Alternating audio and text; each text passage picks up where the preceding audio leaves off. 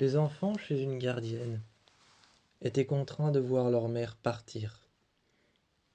Alors qu'ils étaient contraints de voir leur mère partir, elle avait pris la voiture jusqu'à la maison de Hill House. À la maison de Hill House, elle franchissa la porte, et une fois la porte franchie à l'intérieur, elle se dévêtit et se mit nue à l'intérieur de la maison, mettant une robe rouge qu'elle portait pour un bal, ou alors qu'elle portait même pour une soirée. Devant elle, ce qu'elle voyait mais que les autres ne voyaient pas, c'était une soirée de femmes réunies tous autour de la table,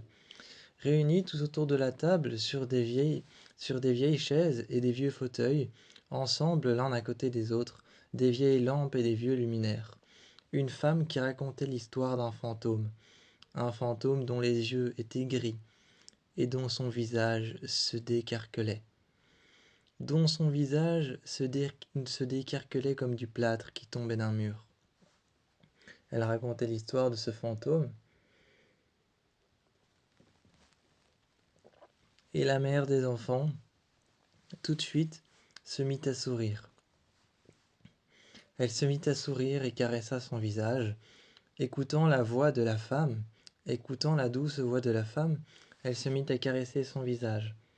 La voix de cette femme qui racontait l'histoire de ce fantôme l'envoûtait, et elle était en train de l'écouter.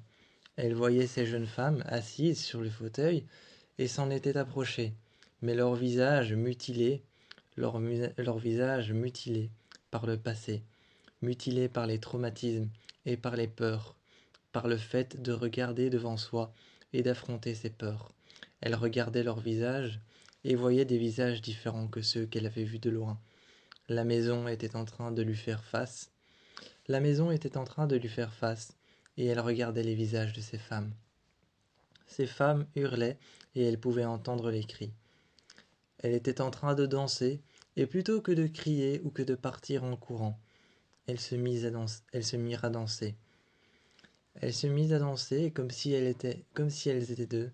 Comme si elles étaient deux, elles se mirent à danser. Elle prit la main de quelqu'un, mais dans le vide, et elles se mirent à danser toutes seules, au milieu de la pièce. Robe rouge sur les épaules, elle dansait au milieu de la pièce. Elle était en train de regarder la pièce du salon, et continua à danser, dans toute la maison. Des apparitions apparaissaient sur elle, sur son visage, et comprit peu à peu que ce fantôme, ce n'était pas un fantôme comme les autres. Ce n'était pas un fantôme de la maison de Hill House. Ce fantôme, c'était elle. Elle comprit que ce fantôme, c'était elle. Se vit dans le miroir et vit son visage complètement caché, complètement fracturé. Elle vit son visage fracturé comme de la porcelaine. Ensuite, dans un autre reflet, vit son visage effacé. Elle n'avait plus d'yeux. Elle n'avait plus d'yeux. Elle n'avait plus de bouche. Elle n'avait presque plus de joues, plus de fossettes, plus de pommettes, plus de nez, comme si son visage avait été gommé, effacé de la surface. En continuant à danser, en évitant les traumatismes, plutôt que de crier et de courir, les enfants l'ont rejoint et l'ont trouvé contre un mur. Ils l'ont trouvée contre un mur, en train de parler. Mais elle s'est levée, ses épaules craquaient, et elle s'est retournée vers les enfants.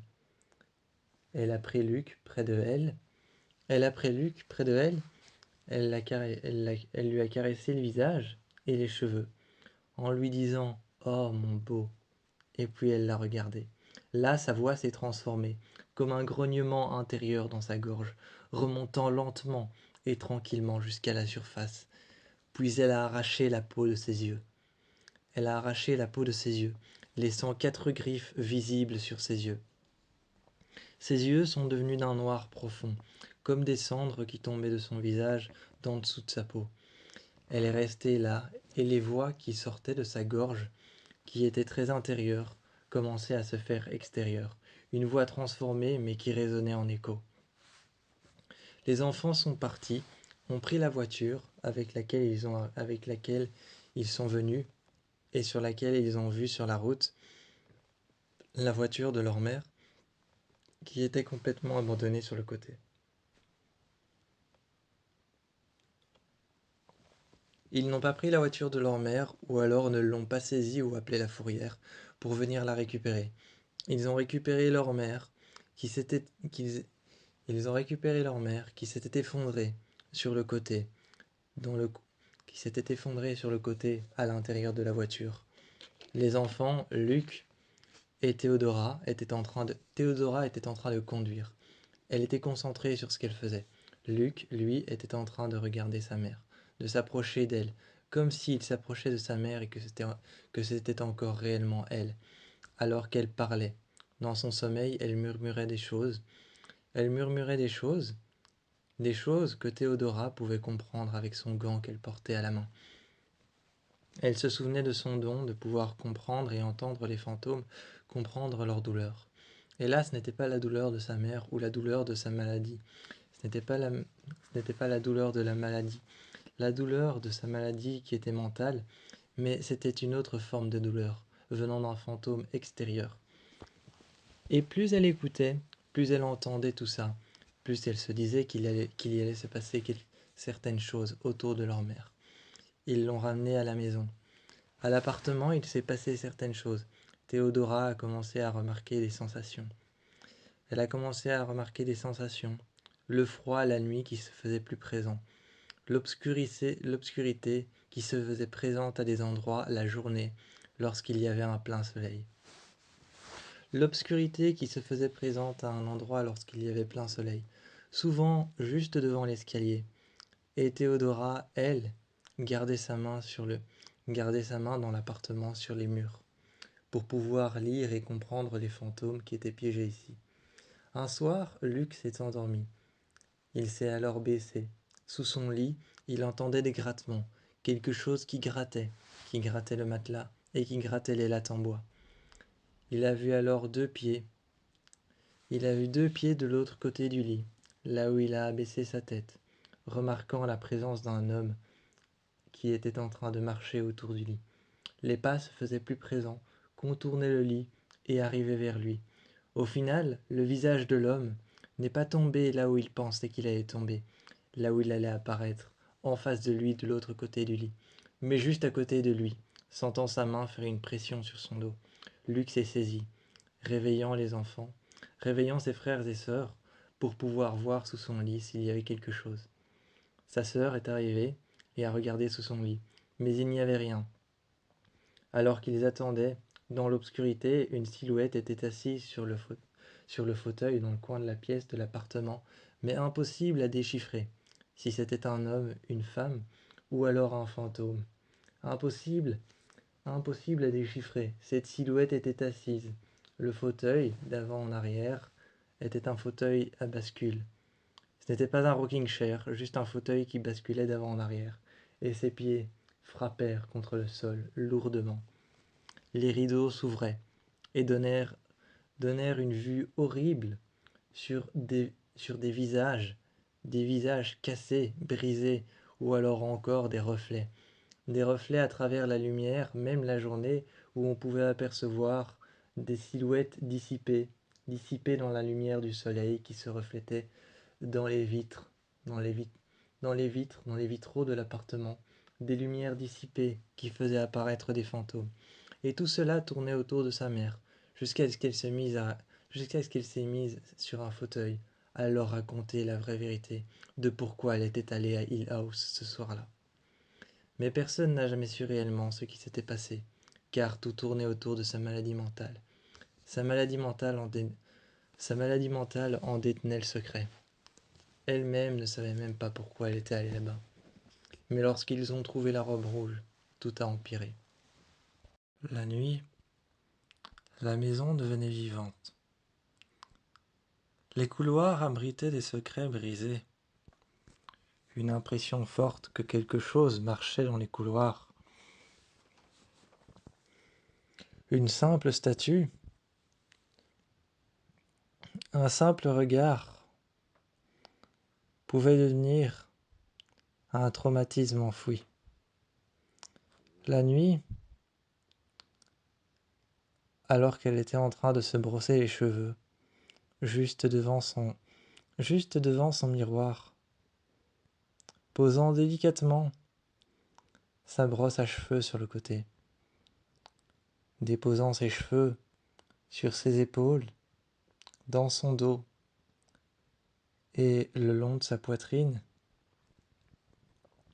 Derrière elle est apparu quelque chose qu'elle ne s'est jamais pardonné. Un visage qu'elle n'oubliera jamais. Nell, encore seule à la maison, avec Luc, avec sa maman, était en train de se brosser le visage, les cheveux. Elle se brossait les cheveux. Elle se maquillait le visage, ne sachant pas ce qui lui arrivait. Elle était là, seule, dans la maison. Et la maison lui parlait, lui rappelait des choses. C'est juste au moment où elle s'est mis la main sur les yeux. Juste au moment où elle s'est mis la main sur les yeux pour regarder son visage fatigué dans le miroir, que derrière elle est apparu le visage de son premier amour. Son premier amour, mort dans un accident de voiture, auquel elle seule avait la possibilité de le sauver. Elle est allée se coucher, redressant la couverture contre elle. Elle a senti les gouttelettes d'eau tomber sur elle. Elle ouvrit les yeux, mais ne vit absolument rien. En se recouchant, elle entendait la roue de la voiture qui était sur le toit, en train de tourner. Les mains et les ongles brisés, couverts de sang, de son premier amour. Matteo, couché sur le sol, en train d'attendre ses dernières respirations, ses derniers mots. La rue noire, profonde et enfouie dans les commerces éteints. La voiture couchée sur le sol. Son dernier amour, qui était en train de relâcher un dernier souffle de vie. Son visage lui est apparu. Et quand elle est allée se coucher, les gouttes d'eau qui tombaient à la surface du lit. Elle a commencé à pleurer et les gouttes d'eau se sont intensifiées. À la surface du lit, elle a ouvert les yeux et a vu son dernier amour. À la surface du lit, accroché, comme une image, un voile qui passait. Il était là sur le côté, mort, presque suspendu au lit en baldaquin, et ne disait absolument rien. Il était dans la même position qu'il était sous la voiture, alors qu'elle avait la possibilité de courir et d'ouvrir la portière de la voiture pour le sauver. Elle s'est levée, a habité là longtemps, jeune, elle a habité là longtemps, mais revenue habiter là, avec sa mère, avec Luc, avec Théodora et avec tous les autres. La nuit, elle entendait un bruit d'accident, éclater dans les couloirs. Elle partait voir, et il y avait toujours le même homme, grand, fin, avec un visage pâle et des yeux blancs. Cette même femme, face à la porte rouge, derrière laquelle Théodora, Luc, leur mère, leur père, et elle, Nell, ignorent ce qui s'y trouve. Cette même femme, ce jour-là, était assise, par terre, et il la regardait, un visage pâle et un peu brun, comme du plâtre qui était là depuis longtemps. Des yeux gris. Cette femme la regardait, les mains sur le visage. Elle a pleuré. Mais au moment d'ouvrir et de retirer ses mains, son visage s'est décomposé. Il s'est flouté, disparaissant soudainement. Et la jeune femme, elle, lui a tenu les épaules, comme pour la persuader de quelque chose. Et son visage flou se floutait de plus en plus, jusqu'à ce que Nell dût rentrer, aveuglée par ce qu'elle avait vu. Elle dut se tenir au rempart des murs et aux escaliers pour rejoindre la porte de sa chambre. Elle s'est couchée sur son lit et a remarqué un homme qui attendait, blessé à la main, au même endroit que son amoureux, qui était mort ce soir-là.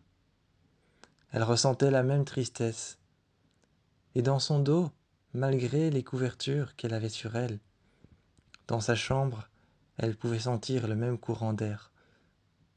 Blessée à la jambe, elle s'est relevée le matin, n'avait pas saigné, n'avait pas senti de douleur, mais elle trébucha au sol. Impossible de se mettre sur ses jambes. Elle a attendu par terre 1 heure, 2 heures, 3 heures. Théodora est venue la voir et lui a parlé.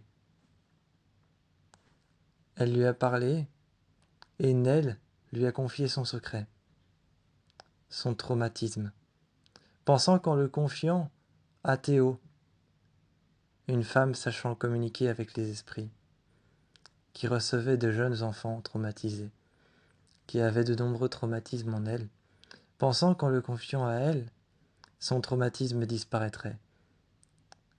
Mais la nuit suivante, il n'avait pas disparu. Il s'était accentué. Elle s'était réveillée, et cette nuit-là, elle put entendre les grincements de la porte de la voiture venir tout droit de l'armoire. Elle s'était mise contre l'armoire.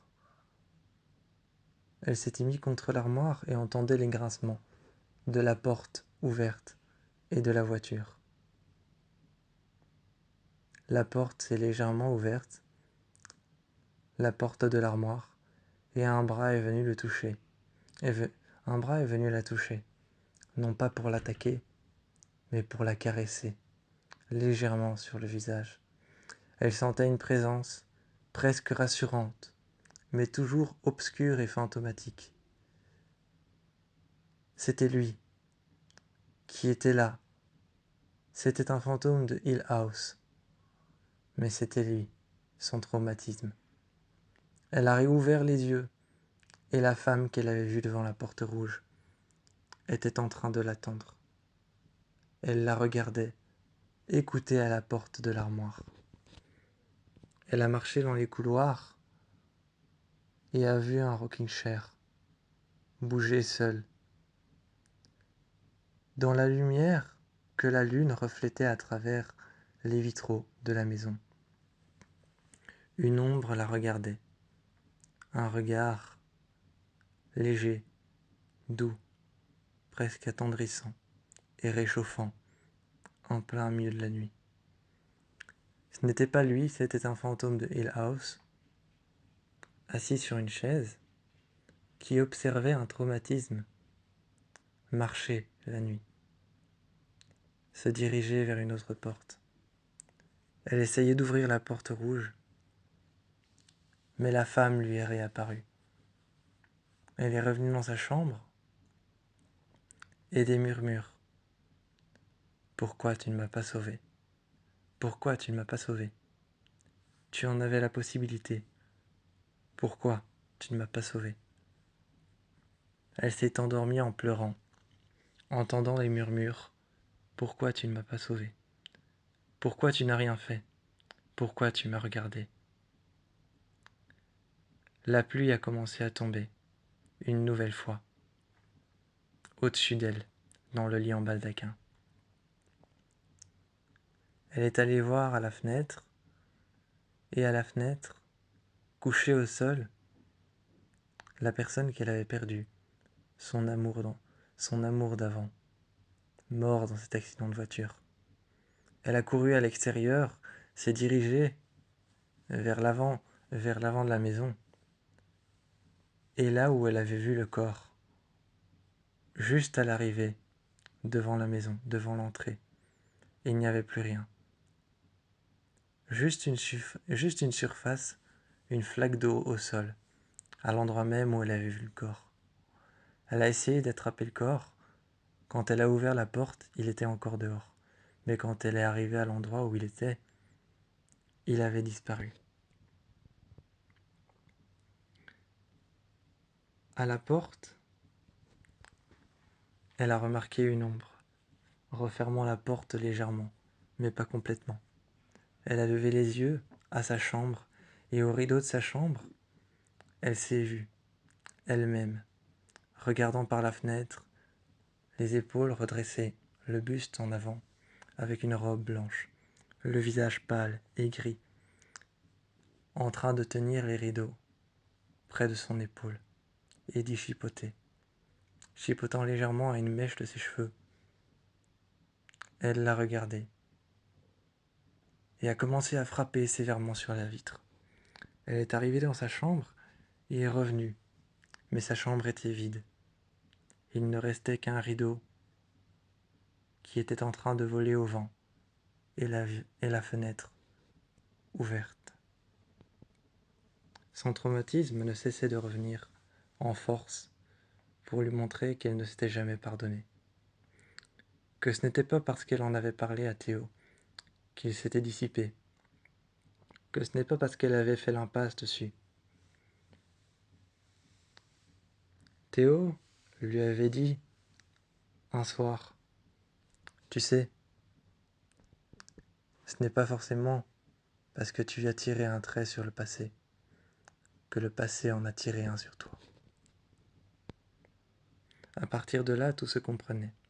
La femme, la fille, la pluie, les grincements, la main.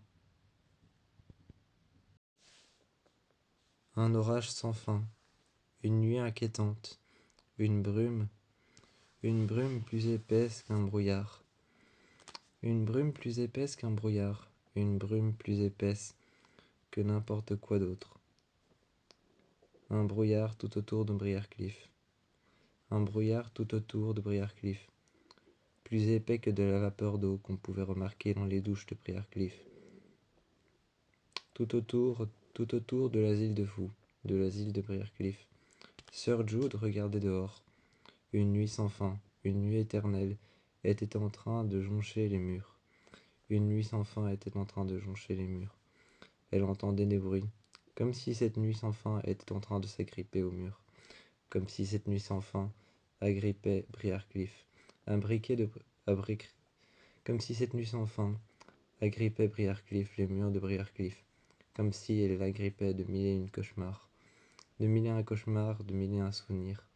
Comme si cette nuit sans fin s'agrippait, et qu'elle faisait remonter à la surface plusieurs traumatismes.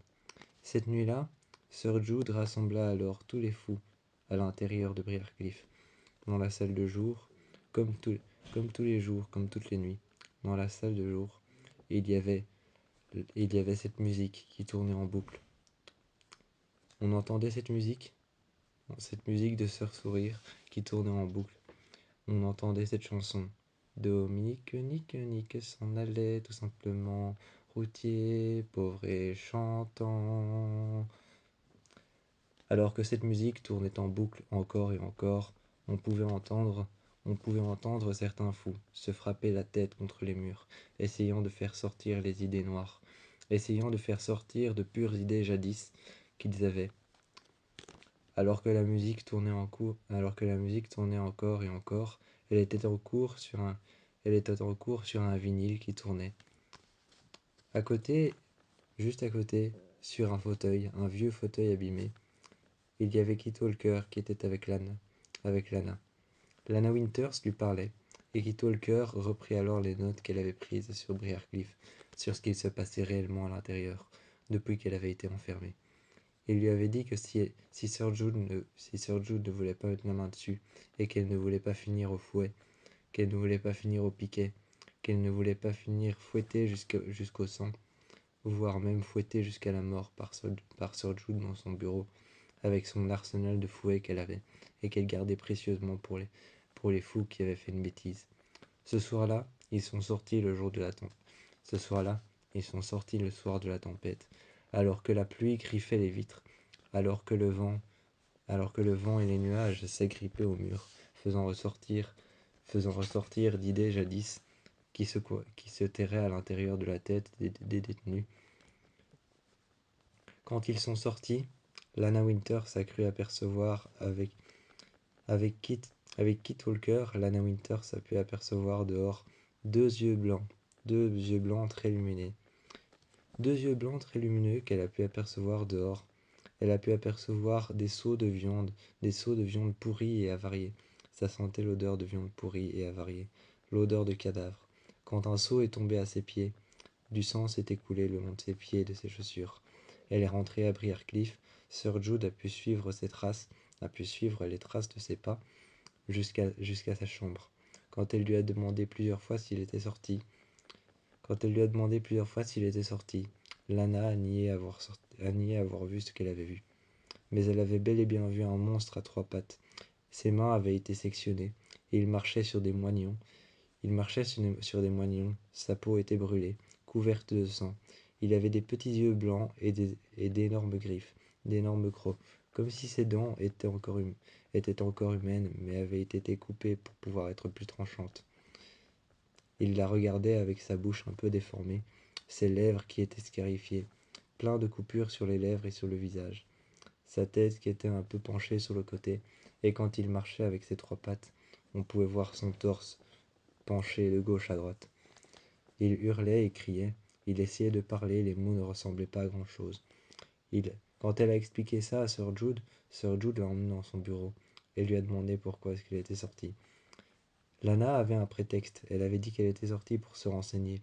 Le soir de la tempête, lui a-t-elle dit Sir Jude. Elle avait dit, oui, le soir de la tempête. Je voulais voir ce qui se passait dehors. Les idées jadis des détenus commencent à remonter. Je vois que vous aussi vous l'avez remarqué. Vous êtes de plus en plus sévère avec Kit, et vous êtes de plus en plus sévère avec Grace et avec moi, d'autant avec les autres détenus.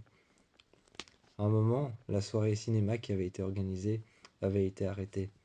Sœur Marie-Eunice était arrivée, demandant à tous les détenus, à Lana, et aussi à Kit Walker de rejoindre sa chambre, sa cellule. Alors que sœur Marie-Eunice, avec le sourire aux lèvres toujours, fermait les portes une à une, elle distribua alors à Lana une Bible supplémentaire. Sir Jude passa après. Sir Jude passa après dans chaque chambre, distribuait un crucifix qu'elle accrocha au mur. Elle regardait alors les détenus accrocher ce crucifix. Certains détenus avaient envie de le détacher, mais elle les enchaînait au sol. Elle accrochait un crucifix, le temps de la tempête. Elle avait pris cette décision et leur donnait une Bible qu'elle déposait soigneusement sur leur lit. Ensuite, certains fous étaient bordés à leur lit par sœur Marie-Eunice, et elle leur lisait un passage de la Bible, un verset, écrit par Saint Jean. Elle s'asseyait sur le bord du lit, regardait les prisonniers de l'asile de fous. Elle leur lisait un passage écrit par Saint Jean, dans le Nouveau Testament ou l'Ancien Testament. Elle leur lisait, elle leur faisait la lecture, et une fois qu'elle avait fait ça dans toutes les chambres, elle était rentrée. Une fois qu'elle était arrivée dans le bureau de Sir Jude pour pouvoir lui dire qu'elle avait distribué les crucifix, qu'elle avait lu le passage de Saint Jean au verset du Nouveau Testament. Elle est arrivée et a regardé Sir Jude, effondré par terre. Des secrets étaient remontés. Elle lui expliquait qu'elle avait vu une faute qu'elle avait fait autrefois, une faute qu'elle avait commise jadis. Et elle avait vu cette faute réapparaître dans son école dans son local, elle avait vu cette faute réapparaître. Sœur Marie-Eunice lui avait demandé ce que c'était. En lui demandant ce que c'était, sœur Marie-Eunice, avec les yeux du démon, se tournèrent vers la croix. La croix tombèrent, elles s'enflammèrent vers le sol, et le crucifix disparut à travers les cendres de bois.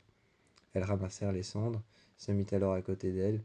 Elle était en train de lui parler, mais c'était le démon qui murmurait à son oreille, en lui disant, et en se nourrissant de ses fautes qu'elle lui racontait.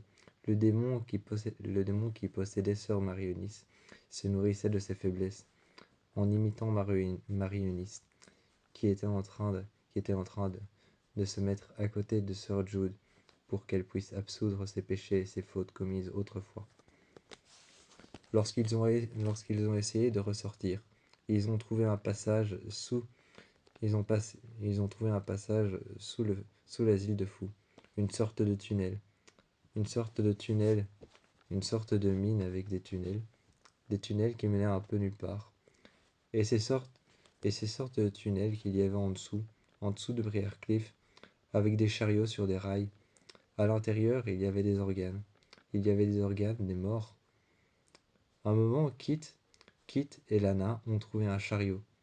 Ce chariot était en train d'avancer, mais personne ne le poussait. Lorsqu'il est arrivé, Kit l'a pris en main. Tout de suite, de l'intérieur, en dessous de plein de draps ensanglantés, une personne, un bras complètement brûlé et couvert de sang, et aussi complètement encerclé de plein de barbelés. Kit retira les barbelés et trouva une femme brûlée au 3e degré.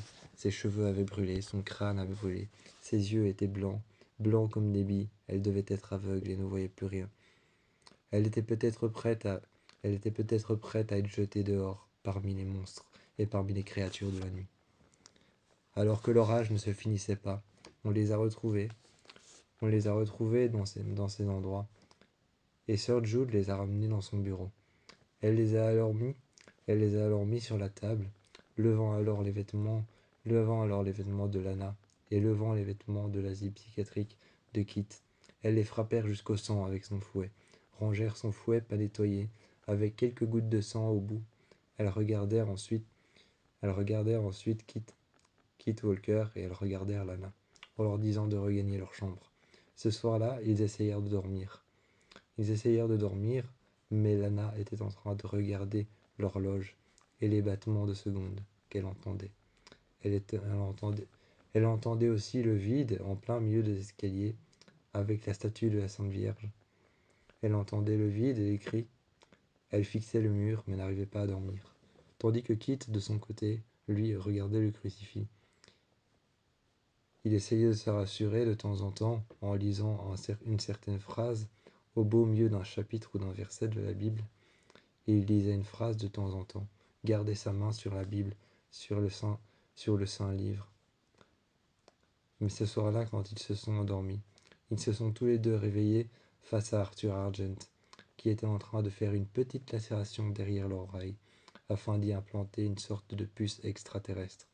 Sûrement l'histoire de Kit Walker, qui avait cru voir une lumière très intense chez lui le premier soir, quand sa femme s'est fait dépeceler la peau de bas en haut, des pieds à la tête, et qu'il a été accusé d'être Bloodyface. Mais ce n'était pas ça, c'était autre chose. C'était une expérience du docteur Argent. Bonjour, je m'appelle Cédia Alvarez et j'ai été hanté par une entité démoniaque qui était un clown. Ma famille et moi ne l'appelons pas entité démoniaque ou nous ne l'appelons pas le clown. On l'appelait le preneur de visage. J'ai vécu longtemps dans une maison, isolée dans la campagne. Au début, quand ma famille et moi nous sommes arrivés dans cette maison, il y avait une ambiance calme, silencieuse, presque apaisante. Mais au fur et à mesure des jours, des choses se sont passées. Nous n'étions qu'une famille simple, ordinaire comme toutes les autres. Ma mère travaillait dans une usine de coton et mon père était chauffeur pour les taxis. Il allait souvent en ville et disparaissait souvent pendant des jours et des jours. Je me disais que c'était son travail, mais c'était souvent autre chose. Ma mère était violente avec moi, et je passais mes journées avec mes frères et sœurs et ma mère. Je n'ai jamais eu un instant de répit dans cette maison. Jamais. Ma mère nous traitait comme si on était des agneaux, comme si on était de simples veaux, prêts pour aller à l'abattoir. Au début, dans cette maison, ma mère pensait entendre des voix, celles du mal, celles du diable. Mes frères et moi, quand elle était comme ça, on se recluait dans notre chambre.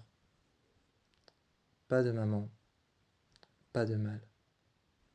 Si elle n'était pas là, si elle n'était pas près de nous, on ne pouvait pas avoir mal, on ne pouvait pas avoir peur. Et je me souviens dans cette maison de ce bruit permanent autour de nous, les murs qui craquelaient comme s'ils se rapprochaient de nous. Et cette impression permanente que mon frère n'arrêtait pas de me décrire tous les jours, chaque soir. Mon frère était militaire, et quand il rentrait, très souvent, ce n'était pas pour rentrer dans une maison ordinaire, mais c'était pour nous sauver des mains de notre mère. Notre mère a été, quelques années plus tard, notre mère a été diagnostiquée schizophrène. Elle a été diagnostiquée schizophrène et enfermée dans un asile. On ne l'a plus jamais revue, mais à l'intérieur de cette maison, j'ai toujours senti sa présence. Quand je descendais les escaliers la nuit pour boire un verre d'eau, je sentais encore sa présence. Je me souviens de cette nuit où je m'étais levé. Mes frères et moi étions en train de dormir, et je me suis levé à cause d'un craquement sous mon lit. Je me souviens d'abord avoir regardé sous le lit avant de me lever. Et puis je suis descendu. Quand je suis descendu, j'ai eu cette étrange impression que quelque chose me suivait. J'ai eu cette étrange impression de sentir de la chaleur contre ma joue. La même chaleur que je sentais quand ma mère me giflait ou me frappait. Mais j'ai continué à avancer. J'ai senti cette présence pendant plusieurs jours, plusieurs nuits. Et un jour, cette présence est devenue plus furax, plus énervée. On a commencé à penser, mes frères et moi, mes frères et sœurs et moi, on a commencé à penser à un fantôme. Mais c'était quelque chose de plus puissant. Cette chose commençait à faire bouger les meubles. Un matin, je me suis réveillé, et tous les meubles de la chambre étaient ouverts. Tous les meubles, tous les tiroirs étaient ouverts. Et les vêtements étaient par terre, dispersés à même le sol. On a commencé à penser à un fantôme. Au début, on ne pouvait pas réaliser quelque chose d'aussi grand, d'aussi fort ou d'aussi puissant.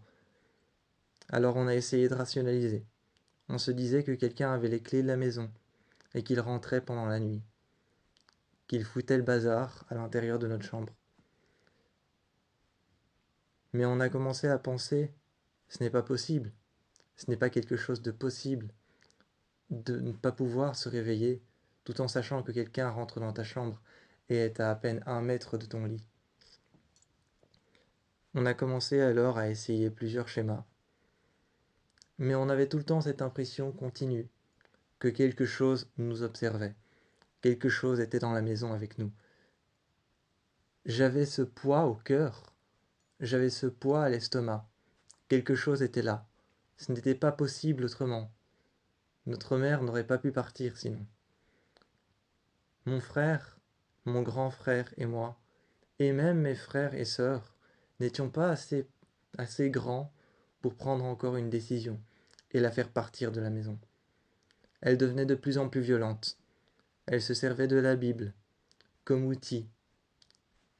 Elle se servait de la Bible comme outil psychologique pour pouvoir nous prendre sur le fait.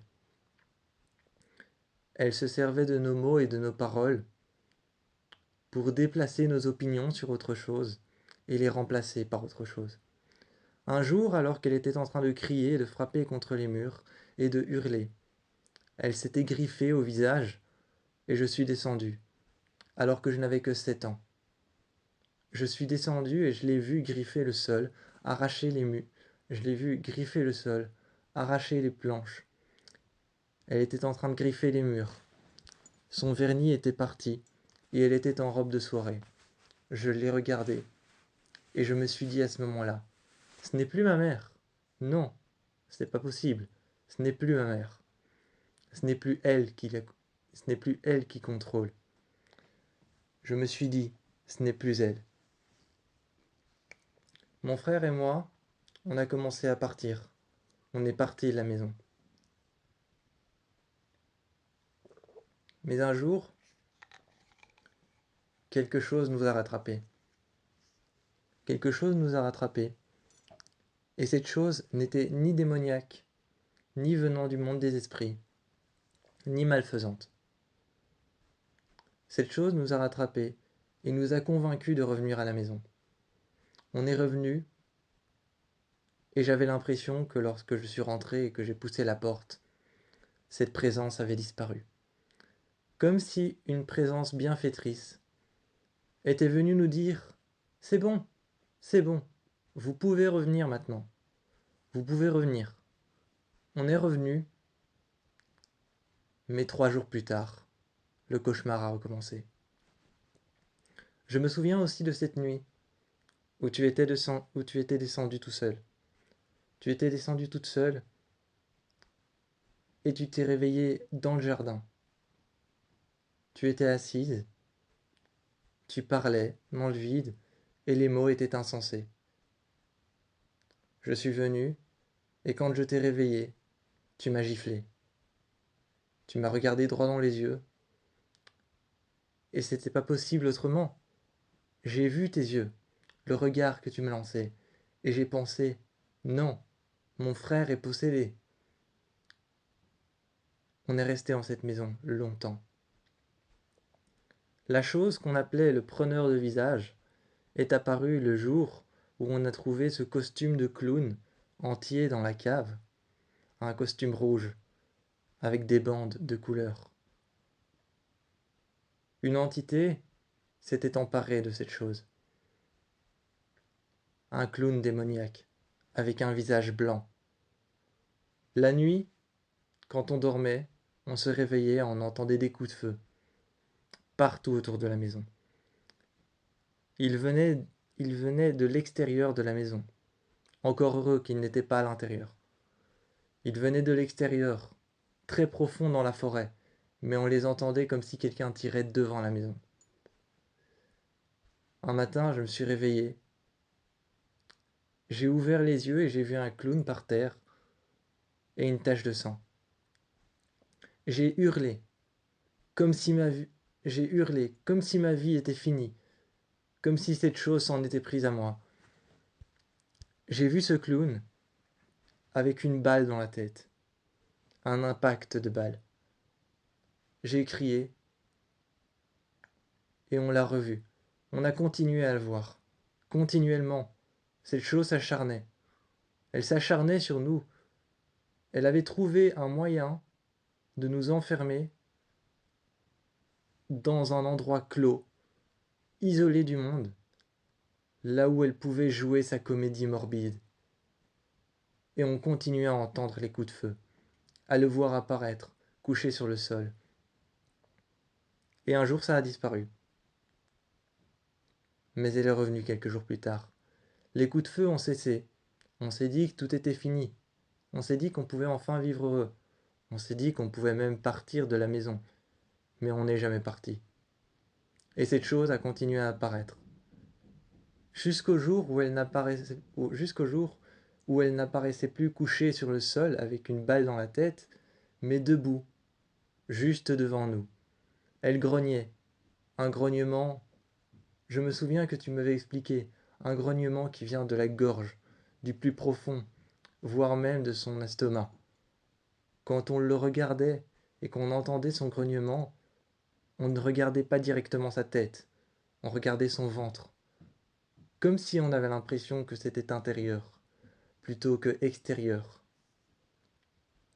Il s'avançait et titubait, il se tenait aux parois, comme s'il était tordu et que sa colonne vertébrale ne tenait pas droit. C'était effrayant, c'était un cauchemar réveillé. Un jour, cette entité a disparu. J'avais trouvé un hochet dans la cave et un diabolo. Beaucoup d'affaires de clowns, beaucoup d'affaires pour faire du spectacle. On a alors pensé que peut-être un cirque s'y était déposé il y a longtemps, que quelque chose s'était passé. Une personne est venue que tu avais appelée, je me souviens. Elle était venue et a tout de suite senti la même impression que nous. Les murs se resserrent, quelque chose qui nous observe, qui nous regarde, et nous a expliqué que quelque chose à l'intérieur des murs les faisait craquer, comme pour se rapprocher de nous. C'est à ce moment-là qu'on a quitté la maison. Elle est restée quelques jours. C'était une médium. Je ne me souviens plus clairement de son nom. Mais avec un rituel païen ancien, qu'elle a fait devant nous, devant nos yeux. C'était la chose la plus terrifiante, incroyable, mais aussi spectaculaire que j'ai pu voir. Depuis, l'entité n'est plus jamais revenue. La maison est restée sur pied, mais je ne saurais pas dire clairement ce qu'elle nous voulait. Je me demande encore aujourd'hui si elle nous poursuit, si elle en a fini avec nous. Je me demande encore aujourd'hui si des personnes habitent cette maison. Et si des personnes habitent cette maison, vont-ils vivre le même cauchemar que nous? Vont-ils subir ce qu'on a subi? Vont-ils voir ce qu'on a vu? Mais je n'en sais rien. Bonjour, je m'appelle Anina Barton. Ma sœur et Anya, ma sœur Léania et mon frère Andrew, nous avons vécu à Provincetown, dans un quartier isolé. On vivait à Provincetown, dans un quartier isolé. Mon père était vendeur d'objets d'art et ma mère était artiste. On vivait dans une petite maison, dans laquelle, dans cette rue, une rue marchande, dans laquelle ma mère, elle, exposait ses œuvres à l'intérieur du magasin de mon père. Notre père était souvent en voyage. Je me souviens de cette nuit où on était tous les trois, toi et moi. Je me souviens que je me souviens que notre frère n'était pas là. Tu n'étais pas là.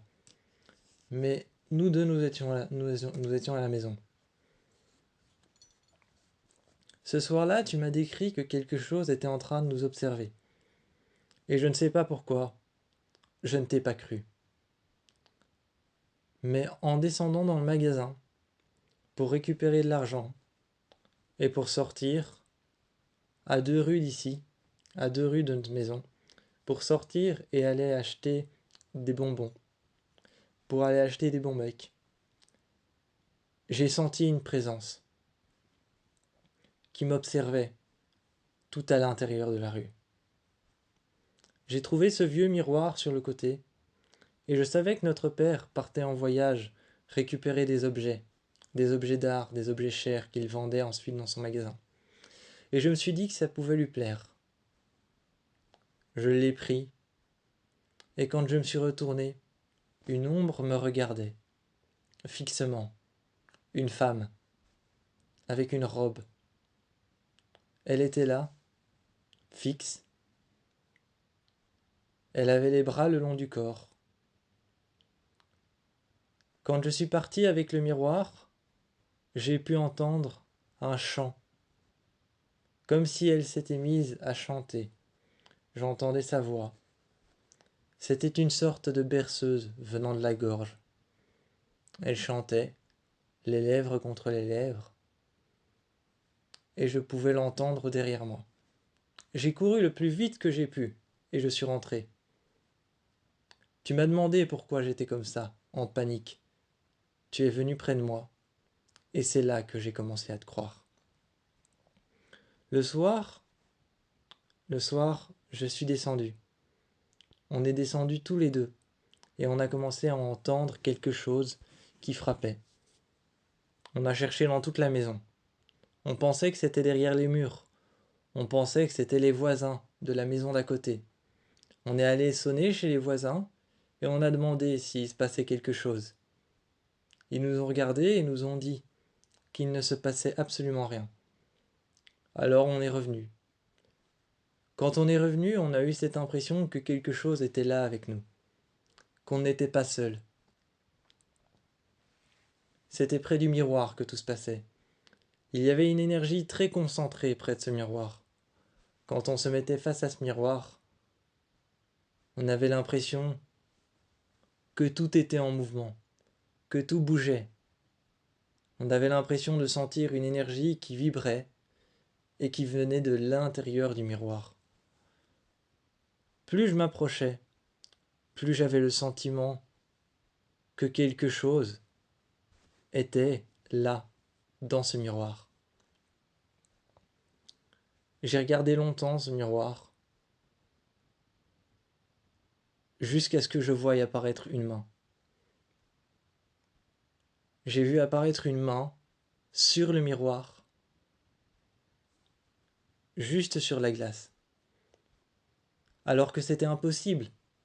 Derrière, il y avait le mur. Je l'ai décroché et je l'ai caché par un objet.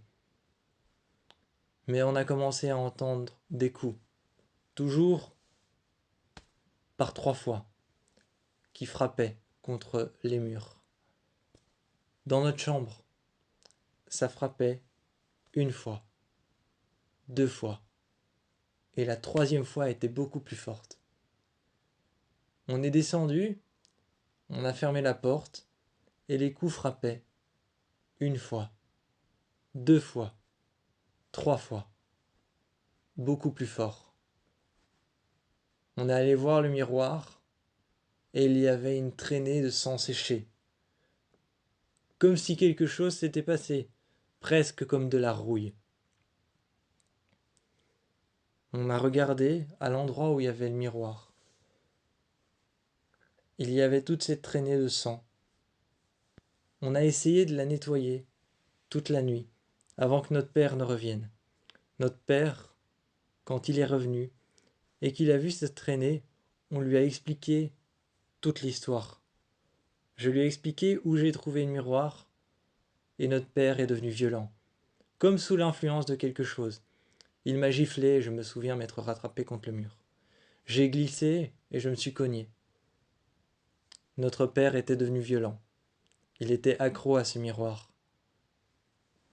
Un soir, tu t'es réveillé et tu as cru que c'était papa qui t'avait fait ça. Tu m'as regardé et tu m'as dit, paniqué, regarde, regarde ce que j'ai sur le bras. Et je t'ai regardé. Il y avait 3 griffes au niveau de ton bras. Ensuite, tu m'as dit, regarde, tourne-toi et regarde ce que tu as sur la tête. J'avais un énorme bleu au niveau de la mâchoire. On se demandait comment c'était possible de ne pas avoir entendu notre père. La solution la plus rationnelle, c'était qu'on se soit fait ça en tombant, que je me sois fait ça dans la rue, ou qu'on se soit fait ça sans le savoir. C'était la solution la plus rationnelle. Mais l'énergie dans cette maison nous indiquait le contraire. On se sentait observé, l'impression que quelque chose était là. Finalement, un soir, une poupée était par terre. Je l'ai ramassée, et une femme est apparue devant moi. La peau toute ridée, la peau toute ridée, toute flétrie, blanche, des ongles qui étaient complètement cassés, bruns, comme si elle avait traîné dans l'eau. Elle était debout devant moi, et elle s'est mise à chanter. J'ai su, dès que je l'ai vue, dès qu'elle est apparue, que c'était la femme que j'avais vue dans la rue. On a essayé, longtemps, de vivre avec notre père, mais c'était un enfer. Alors le jour où on a compris que c'était de la faute du miroir, et non de notre père. On a pris le miroir, et j'ai su que ce jour-là, on avait coupé les ponts avec l'endroit dans lequel on vivait. On est parti, et on a rendu le miroir le plus loin possible. On s'est enfuis toutes les deux, et on est allé à un orphelinat. Ils nous ont accueillis, donné une chambre, offert le couvert, mais la nuit, elle n'en avait pas fini avec nous. On entendait toujours ces chants. Une nuit, alors que j'étais en train de dormir, je pensais que c'était l'une des sœurs. J'ai senti une main sur mon épaule. Redressant la couverture, j'ai senti que la peau de cette main était flétrie. Je me suis retourné, apeuré. Ce n'était pas une sœur avec son voile, c'était cette femme. C'était Bloody Mary, qui était revenue pour nous chercher.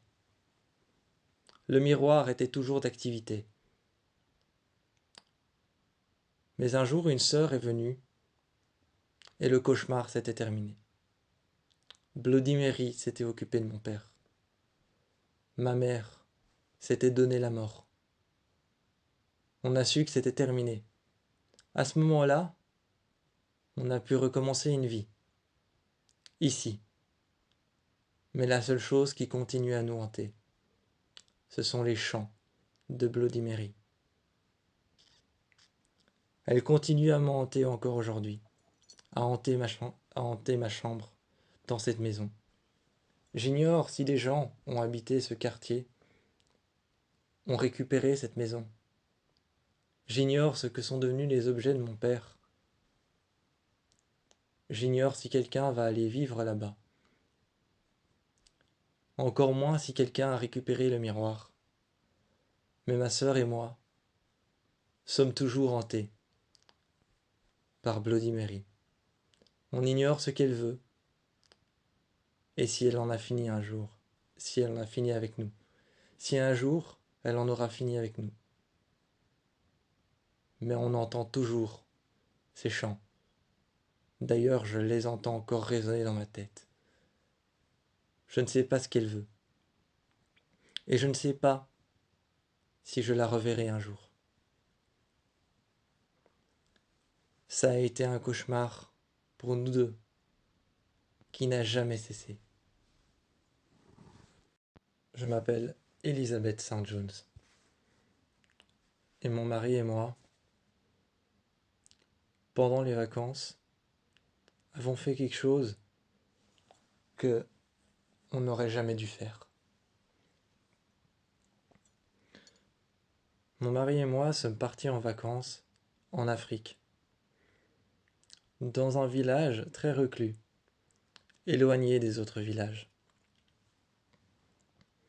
Déjà, à la base, quand on était sur le point de partir là-bas, dans l'avion, je sentais une sorte de malaise, l'impression que je me dirigeais vers quelque part, l'impression que je quittais un endroit où je me sentais bien,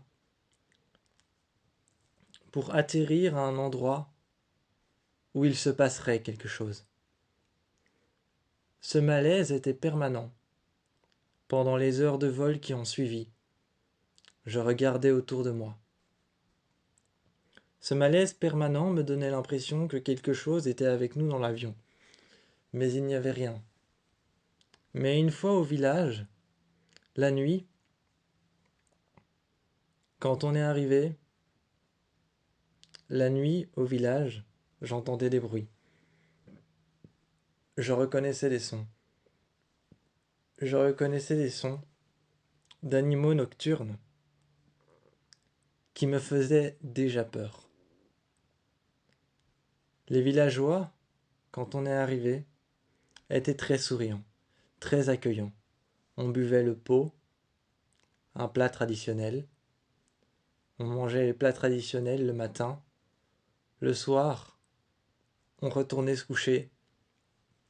Et l'après-midi, on regardait les enfants jouer dans l'eau et on regardait les adultes partir à la chasse avec les lances.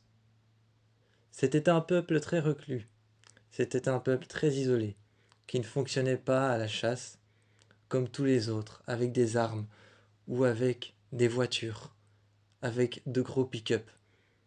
Ils utilisaient des lances, des dagues, et ils utilisaient des outils qu'ils fabriquaient eux-mêmes avec de la pierre. Un jour, je suis rentré dans une maison, la maison d'une vieille femme. Cette maison était ouverte et j'y suis rentré. J'ai trouvé des centaines de lames, de dagues acérées, gravées dans de la pierre, qui étaient tous mis sur un drap.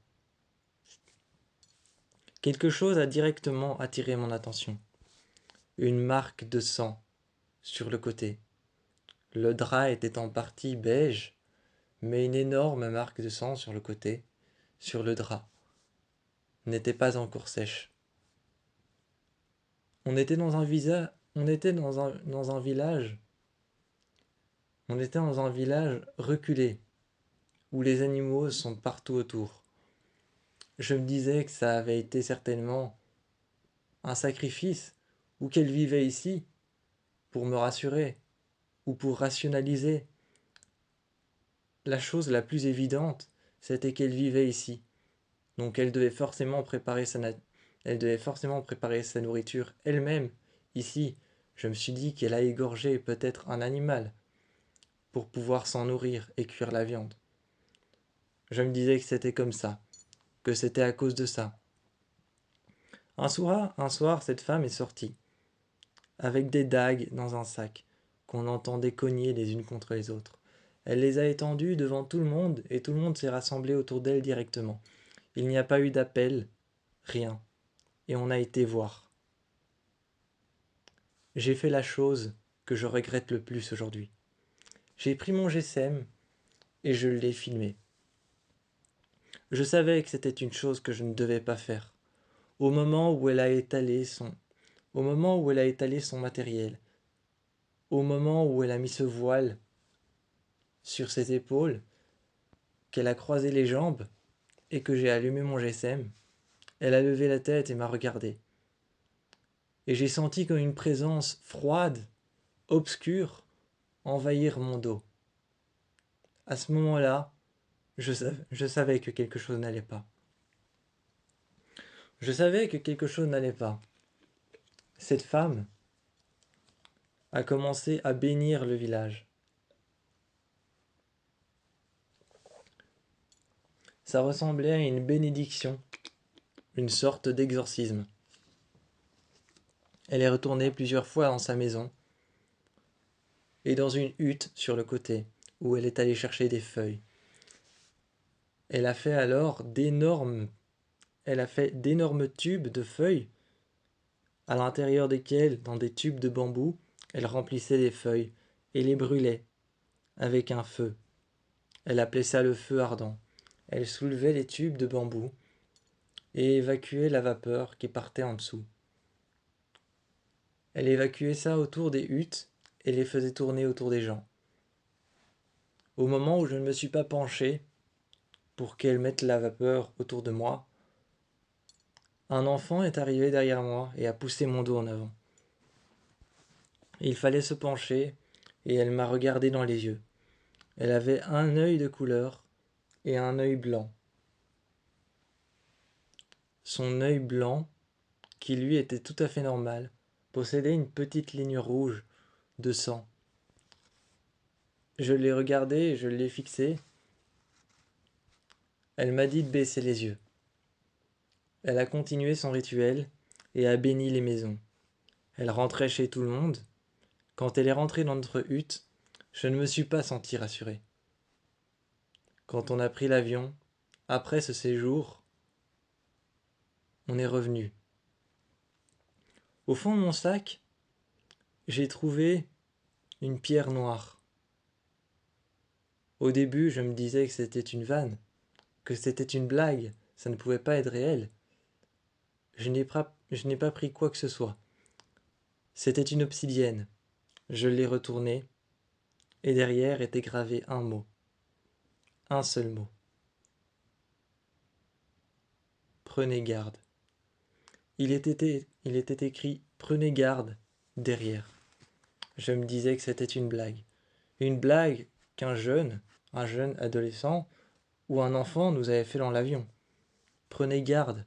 Ça ne pouvait pas venir ça ne pouvait pas venir d'un village en Afrique aussi religieux, avec leur propre religion, et aussi pratiquant et prévenant avec nous, les Américains. Quand on est rentré, que l'avion s'est posé, il y a eu quelques turbulences au moment où il s'est posé. J'ai regardé mon sac, j'ai ouvert mon sac et j'ai pris la pierre. J'ai attendu que l'avion se pose, et quand on est sorti, j'ai regardé l'avion, être préparé pour un deuxième vol. Je me suis posé énormément de questions. Pourquoi l'avion n'a pas tremblé? Pourquoi l'avion ne s'est pas crashé? Pourquoi est-ce qu'on est toujours en vie? Et toutes ces questions se bousculaient dans ma tête. J'ai senti quand on est arrivé à l'aéroport, qu'on a poussé la porte en tourniquet. J'ai senti cet air froid, encore une fois, m'envahir. J'ai regardé partout autour de moi. Et il y avait un groupe de personnes qui me regardaient et qui me fixaient. À l'accueil, la femme m'a regardé. Elle m'a dévisagé longtemps avant de me demander pourquoi est-ce que je venais. Je lui ai donné mon ticket, et quand on est revenu, c'est là qu'a commencé le cauchemar. À la maison, tout paraissait différent. Une entité, une entité que j'ai tout de suite pris comme étant quelque chose que nous avons ramené de là-bas, me donnait l'impression de me poursuivre dans la maison. Je ne me sentais jamais seul, mais pas dans le bon sens. Je ne me sentais jamais seul, quelque chose me traquait, m'observait, et était derrière moi. Un soir, en pleine nuit, une femme, black, noire, avec le visage complètement déformé, la tête penchée sur le côté, et des cheveux tressés, me regardait. Les yeux blancs, avec un œil rouge dans lequel il y avait du sang, m'a regardé. Son œil brun dans lequel il y avait du sang dans le blanc.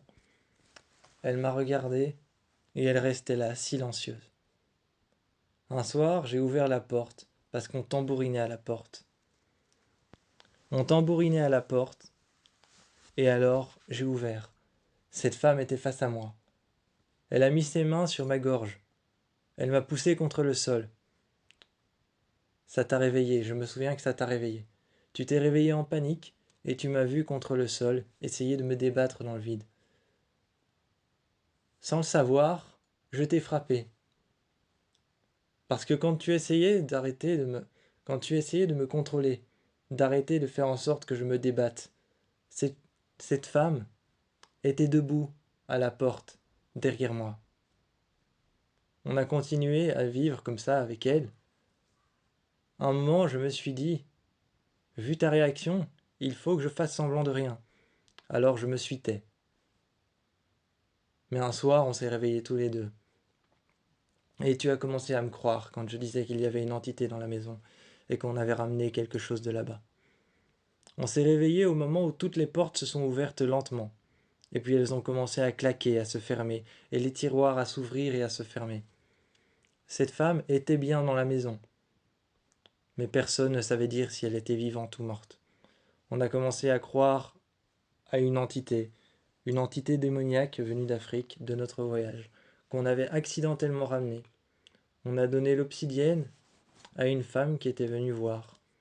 Elle disait qu'elle avait la capacité de, de contacter le monde des morts depuis celui du monde des vivants. On lui a donné l'obsidienne, la pierre, et elle nous a posé une seule question. Qui vous l'a donné? On ne savait pas qui nous l'avait donné. Elle nous a raconté toute une histoire de pierre et toute une histoire d'esprit et de rituels pratiqués en Afrique. Elle nous a demandé, parfois, pour sécurité, on dépose une pierre dans le sac des voyageurs qui viennent d'autre part. Quelqu'un avait clairement déposé cette pierre ici, dans notre sac, pour faire venir cette chose chez nous. On l'avait ramenée et on a appelé cette femme. Elle a exorcisé notre maison, a pratiqué presque le même rituel.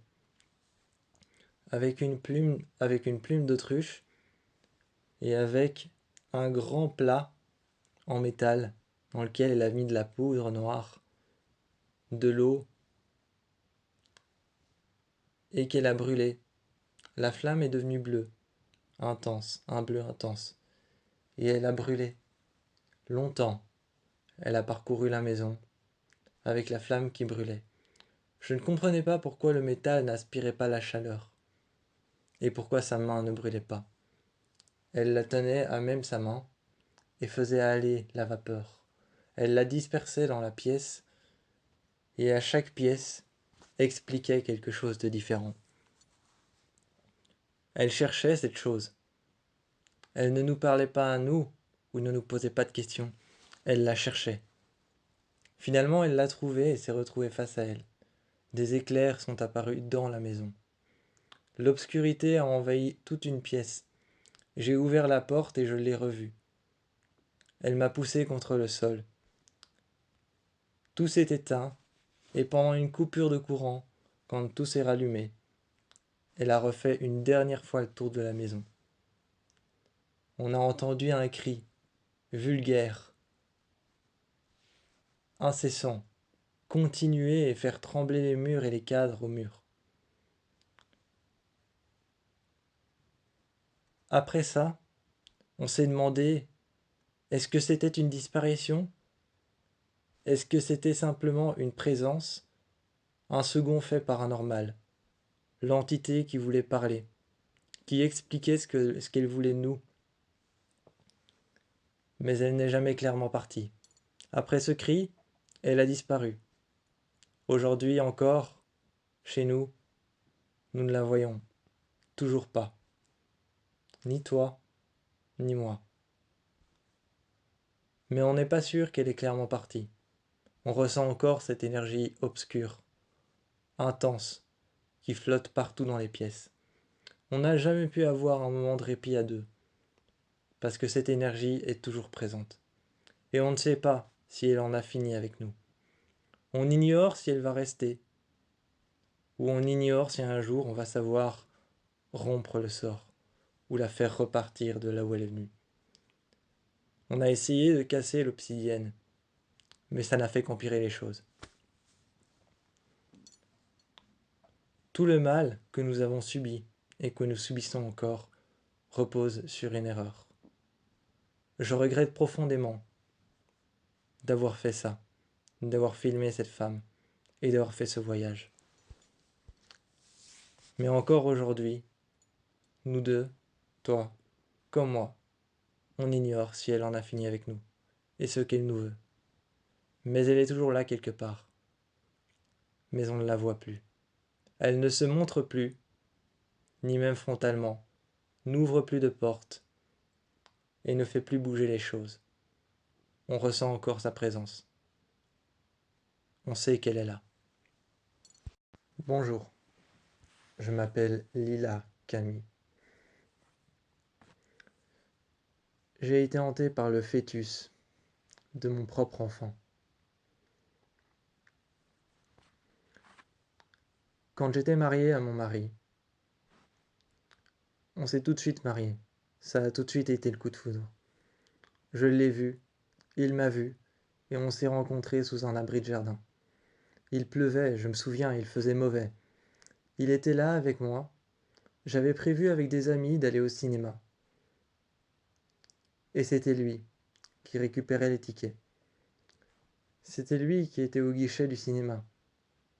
Et il m'a vu. Il a attendu la fin de son service et la fin de la séance. Et quand je suis ressorti, il m'a fait signe.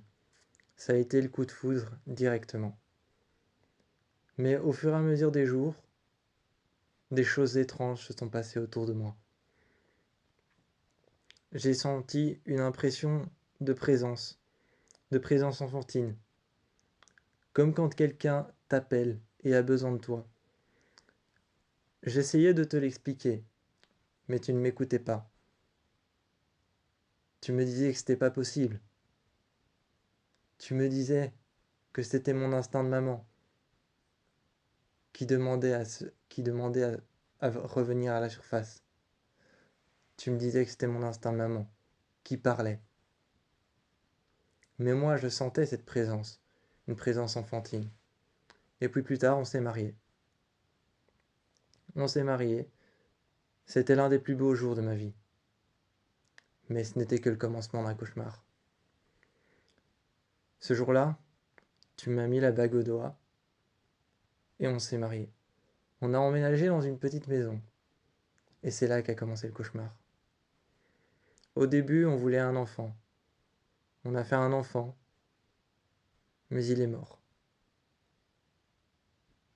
On a essayé encore une fois de faire un enfant, mais j'ai accouché et il est mort pendant l'accouchement. On a essayé encore une fois de faire un enfant, et puis encore une fois. Le second est mort d'une hémorragie. Et ensuite, on a testé la fécondation in vitro. Celui-ci n'a pas survécu. On n'a jamais su pourquoi. L'hôpital n'a jamais voulu nous délivrer d'infos. Au bout d'un moment, on a arrêté. J'étais désespéré, dans un profond désespoir que jamais aucune femme ne devrait ressentir. Ce n'était pas la simple cicatrice d'une perte, c'était un profond désespoir. Partout autour de moi, je sentais quelque chose, une présence, toujours cette même présence enfantine qui me parlait. La nuit, j'imaginais des pleurs. J'avais la sensation de pouvoir tenir mon enfant, mais ce n'était que l'espace vide à l'intérieur de mon ventre. Ce n'était que l'espace vide à l'intérieur de mon ventre. J'ai essayé de faire mon deuil de beaucoup de manières différentes. Un jour, j'ai été planter des roses blanches, autant que je pouvais, pour, pour effacer mon chagrin. Tu m'as dit, tu es arrivé près de moi, tu m'as dit que c'était une solution. Un jour, je suis revenu, un matin. On avait emménagé dans cette maison, tout était parfait. Tu étais là avec moi. On avait perdu nos enfants, mais tout était parfait. Et j'ai été voir mes rosiers. Et j'y ai trouvé une petite statuette, étrange et à la fois effrayante. Je l'ai vue, un visage cassé, et sur cette petite statuette, au niveau du ventre, elle avait une croix. À ce moment-là, je me suis dit, mais tout s'explique, c'est logique que je n'arrive pas à avoir d'enfant. C'est logique qu'ils soient tous morts. Je voulais me faire une raison. Je voulais comprendre. Je voulais me dire, il y a forcément une raison. J'ai essayé plein de fois d'avoir des enfants. J'ai essayé de toutes les manières. Je voulais trouver une raison. Je voulais trouver quelque chose qui puisse expliquer ce refus de la nature. Le lendemain, je suis revenu avec la statuette en main. Les rosiers étaient morts. Je suis tombé dans une profonde dépression. J'imaginais des choses. Je voyais des choses. Je faisais des rêves où j'étais avec mon enfant. Pendant très longtemps, j'ai pensé que ce n'était que des rêves. Mais un jour, j'ai compris que ce n'était pas que des rêves. Une entité venue de quelque part, de je ne sais pas où, s'est emparée de mon rêve. Je me suis réveillé pendant la nuit et j'ai vu une ombre sur le côté de l'armoire. L'armoire s'est ouverte et j'ai vu la petite main d'un enfant accrocher l'armoire. Dans mes rêves, de plus en plus souvent, j'ai commencé à te crier dessus. Tu ne comprenais pas, tu étais perdu. et je t'expliquais que cette femme voulait m'arracher mon fils alors que je n'en avais jamais eu. Tu m'expliquais et me disais que ce n'était que des rêves. Je me souviens t'avoir frappé, intentionnellement. Mais ce n'était pas moi, c'était cette entité. Le jour où tu as voulu faire appel à un psychiatre, je t'ai frappé, intentionnellement. C'est d'ailleurs pour ça que tu as cette brûlure. Tu es tombé et tu as trébuché. Ta main est tombée dans le feu, mais tu l'as directement retirée. Je sentais que ce n'était pas moi qui contrôlais mon geste, mais quelque chose qui contrôlait ma main. Le psychiatre est arrivé et m'a posé de nombreuses questions. À la fin de la séance, j'ai eu comme une absence. Je ne me souvenais absolument de rien. Et quand elle m'a dit qu'elle allait revenir, je ne me souvenais de rien. Comme si c'était quelqu'un d'autre qui parlait à ma place. Un jour, je me suis réveillé avec la sensation d'avoir mon enfant dans mon ventre. J'ai pensé, il est là, enfin, je suis tombée enceinte. J'ai essayé avec un stérilet et tout de suite, j'ai senti un mal de ventre que je n'avais jamais ressenti auparavant. Mon ventre n'était pas rond ni rien. Il était encore plat, fin. Et j'ai ressenti une douleur. Je me suis effondré. Je me rappelle que tu m'as trouvé comme ça. Et tu as aussi trouvé le stérilet dans un bain de sang dans les toilettes. Je me suis effondré et tu m'as amené sur le lit. On est retourné à l'hôpital et ils ont fait une écho. À l'intérieur de mon ventre, ils ont trouvé une tumeur avec des dents, des cheveux et la moitié d'un œil. Ce n'était pas mon enfant, c'était autre chose. Ils l'ont retiré juste à temps avant que cette entité s'empare de moi. Mais au moment où ils l'ont retiré, l'entité savait que s'il la décrochait, elle n'aurait plus d'emprise sur moi. La salle entière s'est mise à clignoter. Sur la table, quelque chose m'a poussé. On m'a redressé et on m'a emmené aux soins intensifs. On m'a emmené aux soins intensifs et quand je me suis réveillé aux soins intensifs, il faisait noir, sous une lumière éclatante, sous une lumière, un lampadaire qui était au-dessus de moi et qui clignotait. Le réverbère au-dessus de moi clignotait et je ne pouvais m'empêcher de le regarder dans le vide, comme si quelqu'un s'était emparé de mes yeux. J'ai soulevé la tenue, j'ai soulevé la tenue de l'hôpital, la blouse blanche, et j'ai vu la cicatrice, refaite, recousue. Je ne voulais pas l'accepter. J'ai commencé à crier et on a dû m'attacher. Je voulais qu'on me retire cette chose. Je me disais, j'étais persuadé que quelque chose à l'intérieur de moi, c'était pas la maison, c'était pas les murs, mais que quelque chose à l'intérieur de moi s'était emparé de tous mes bébés. Et là, elle comptait bien s'emparer de moi. Elle comptait s'emparer de la source, de qui j'étais. Elle contrôlait mes gestes, ma vue, et elle pouvait m'éteindre de temps en temps.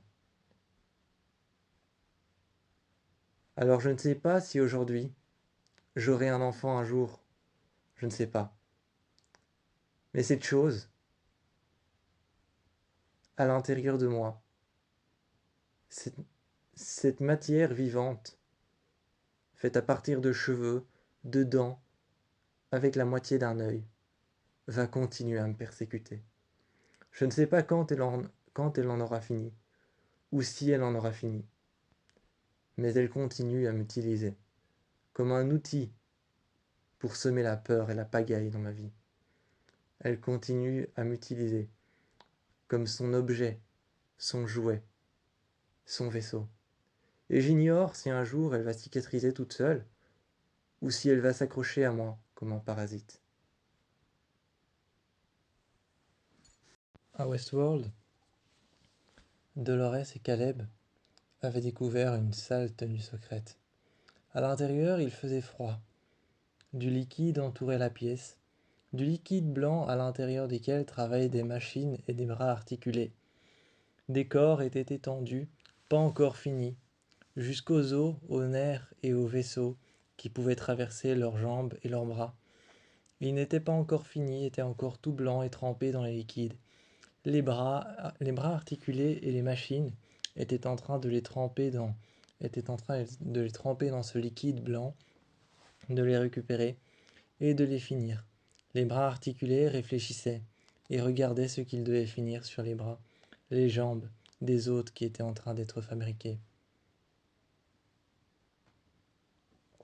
C'était une salle complètement circulaire. À l'intérieur de cette salle complètement circulaire, il faisait froid. L'un des hôtes, tout de suite, Dolores, se tournèrent vers l'un des hôtes. Elles remarquèrent que l'un des hôtes était en fait Maeve. Maeve qui était en train d'être fabriquée, juste en face. Il fallait trouver un moyen de casser la fenêtre en plexiglas. Mais c'était impossible. Derrière, il y avait encore un autre arc de cercle dans lequel il y avait les autres qui fabriquaient les sphères de mémoire. Ils fabriquaient les sphères de mémoire, les apportaient. Et Maeve était assis de l'autre côté, sur une chaise, passant une évaluation psychologique. Une fois l'évaluation psychologique finie, ils ont passé une évaluation physique. Maeve a marché jusqu'à une autre salle, contrôlée par la tablette de l'homme qui la tenait en main. Dolores était en train de regarder tous les écrans qui étaient les uns à côté des autres, affichés sur les vitres. Elle les avait ouverts, avait zoomé dessus avec son pouce et son index, zoomant et agrandissant les écrans, rétrécissant des écrans ou alors les supprimant. Elle bougeait des fenêtres, bougeait les écrans les uns à côté des autres. À côté, Caleb était en train de lui demander ce que c'était, parlant sérieusement en écrivant sur le clavier une boucle supplémentaire. Sur le clavier. Elle pensait compromettre les dossiers ou alors faire peut-être gagner du temps à la machine ou au parc. Elle écrivait une boucle avec un texte, elle écrivait une boucle avec une vie, avec un texte et avec un personnage. Elle s'était pris comme propre personnage, mais avait transformé légèrement son nom. Quand elle écrivait, elle était concentrée. Caleb lui demandait ce que c'était. Et en même temps, Dolores lui avait répondu de déverrouiller certaines boucles. Elle allait lui montrer maintenant comment faire quand Caleb allait justement lui demander quelles boucles. Les boucles se sont allumées en rouge. Il les a déverrouillées. Et a pu facilement alors les télécharger. Une fois téléchargées, elle a continué à regarder. Elle a supprimé certaines pages, supprimant certaines pages avec sa main sur l'écran, récupérant certaines pages dans un dossier. Elle les mettait les unes sur les autres et les avait comptées sur l'écran. 5 pages avaient été récupérées. 5 boucles avaient été récupérées. 2 avaient été supprimées et une avait été réécrite pour compromettre la machine. Une fois que la machine serait compromise, il pourrait enfin rentrer, aller récupérer Maeve et la conduire jusqu'au portail, là où elle pourrait retrouver sa fille. Il fallait maintenant découvrir à quoi servait cette salle. Est-ce que ce n'était qu'une salle, une succursale pour fabriquer des hôtes, ou alors est-ce que ce n'était simplement qu'une salle là où on pouvait aussi fabriquer des hôtes et fabriquer des boucles? Est-ce que c'était le cœur de chacun Est-ce que c'était le cœur de chacun des laboratoires? Est-ce que chaque laboratoire avait une salle comme celle-ci?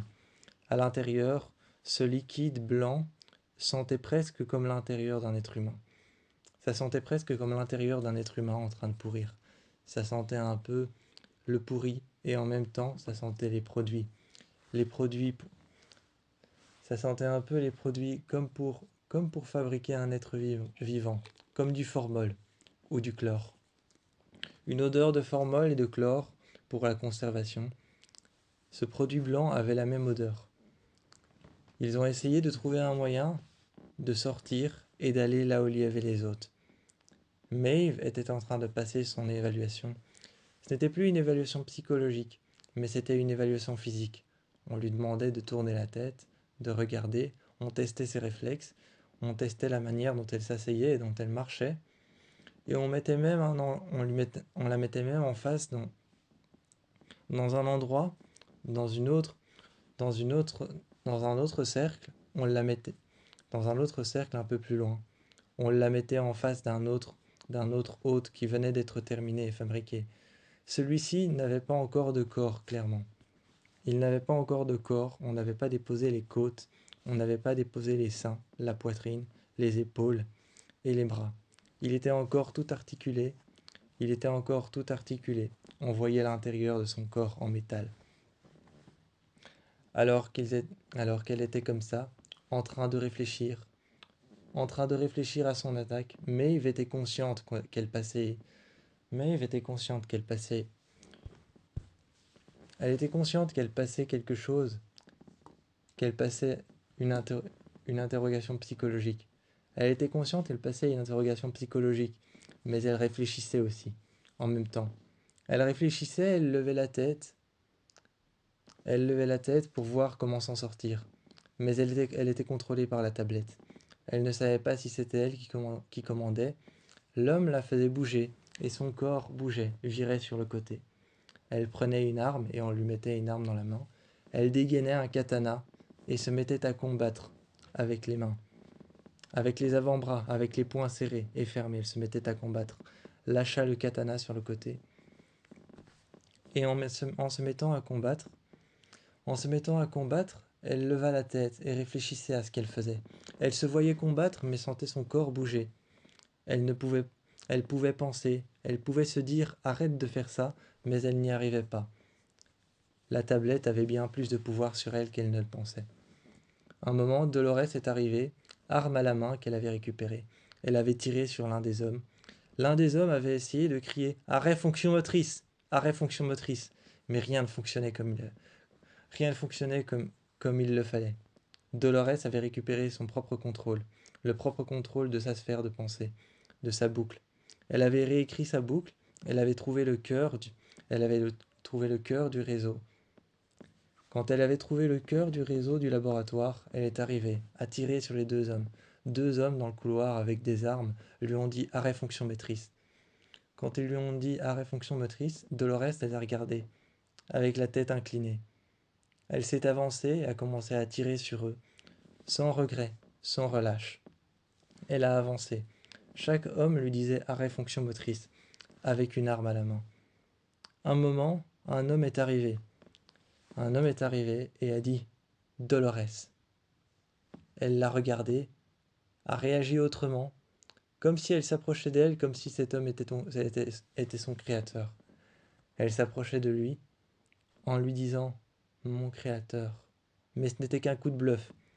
Un moment, avec un taser qu'elle avait à son ceinturon, elle avait, avec un taser que Caleb avait à son ceinturon.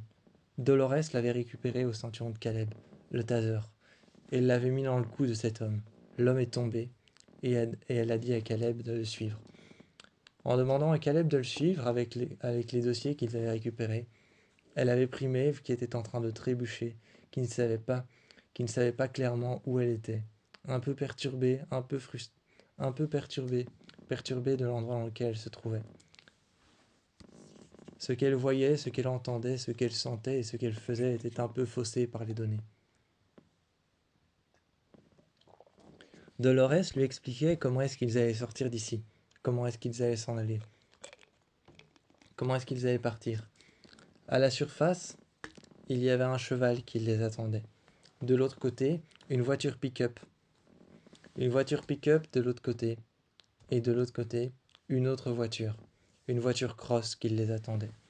Ils ont grimpé, Maeve à l'arrière, sous... Maeve à l'arrière de la voiture cross, sous une couverture chauffante.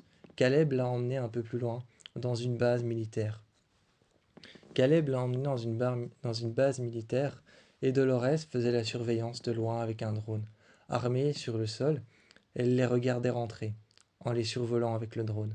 Caleb pouvait être sûr que Dolores était là à chaque instant, en levant la tête et en regardant le drone qui était en train de les filmer de l'avant pour voir où et comment est-ce qu'il se dirigeait.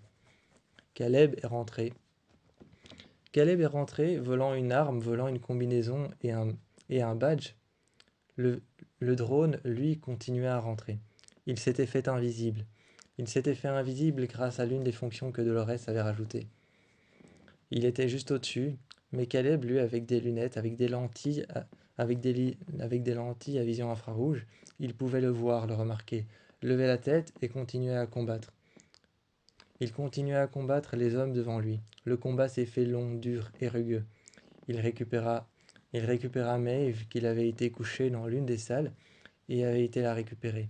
L'avait habillé et lui avait mis des vêtements, à l'aide d'un drone qu'il avait trafiqué. Sur le moment, il le voyait fabriquer une sphère de pensée, fabriquer une boucle et écrire un scénario. Il avait détruit le scénario, en avait réécrit un autre et l'avait offert à Maeve. Une fois le scénario offert, la sphère de pensée à l'intérieur de son visage, Maeve s'était réveillée, en lui demandant qui il était. Caleb ne répondit pas son nom, mais qu'il était un ami proche de Dolores. Maeve reprit son katana qu'elle avait vu sur le côté. Elle reprit son katana qu'elle avait vu sur le côté et dans les packs dans lesquels à l'intérieur il y avait les vêtements pour les autres fabriqués à l'intérieur. Enfin, fabriqués à l'intérieur des laboratoires. Elle récupéra ses vêtements et était arrivée. Elle s'était jointe au combat et avait demandé à Caleb, je peux me joindre au combat? Caleb la regardait et lui a dit avec plaisir, l'air un peu ironique. Mais il le pensait réellement. C'était juste du sarcasme pour le combat. Ils ont alors combattu, tous les deux. Elle, dos à Caleb avec son sabre, et Caleb lui avec une arme, combattant contre les gardes qui leur disaient arrêt fonction matrice. Sur lui, ça n'allait pas fonctionner, et c'est ce qu'il a expliqué à un garde. Il ne s'est pas arrêté, il l'a tasé, et s'est mis à genoux. Au sol, il l'a regardé et lui a dit sur moi, ça fonctionnera pas. Je suis un humain. L'humain l'a regardé et lui a dit comment est-ce que je peux te croire? Caleb a simplement pris un petit couteau qu'il a coincé entre ses doigts, et il l'a enfoncé dans la gorge de l'homme. Il l'a regardé, le sang coulait par sa bouche, et il lui a dit et là, tu me crois? Est-ce qu'un autre serait capable de faire ça, même s'il savait que pour sa protection, Dolores serait capable de faire tout et n'importe quoi? Il savait que Dolores serait capable de faire tout, de tout faire pour le protéger, et de tout faire pour sa protection à elle. Il savait qu'elle était capable de faire des choses de manière réfléchie et de manière calculée. Mais ça, c'était juste pour prouver qu'il était bien humain, qu'il avait bien des sentiments et des regrets. Il s'était retourné une ou deux fois, regardant l'homme se vider de son sang, s'il ne se relevait pas pour essayer de continuer à combattre. Des autres ont commencé à les poursuivre, à les pourchasser. Ils n'avaient pas de sphère en main, juste les pourchassaient et saisissaient une arme. Il ignorait que les autres pouvaient être capables de faire ça, mais un code avait été changé par l'un des humains, qui en profitait pendant le combat, de changer les codes des autres pour qu'ils puissent attaquer, prendre les armes et agir comme les humains.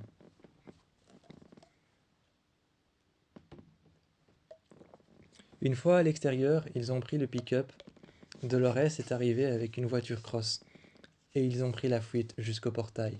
Le portail a été allumé grâce à un code, grâce, au- grâce à un code et grâce aux plusieurs boucles qu'elle avait récupérées, des boucles qui n'appartenaient qu'à Maeve et qui avaient été fabriquées pour elle, des boucles qu'elle ne contrôlait pas.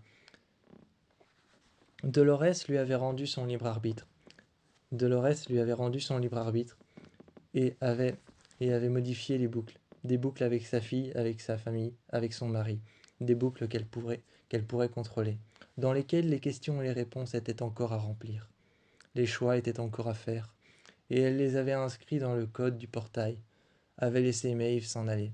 Maeve l'avait remercié et avait pris Dolores dans ses bras. Rejoignant sa fille de l'autre côté, Dolores pouvait apercevoir deux ombres se tenant la main, apparaissant dans un aura de lumière blanche. Le portail s'est refermé, et les ombres sont arrivées de l'autre côté. Maeve avait enfin récupéré sa fille, et sa vie d'avant qu'elle ne soit coincée dans une boucle. Elle avait enfin des choix à faire, et des choses dont elle pouvait décider.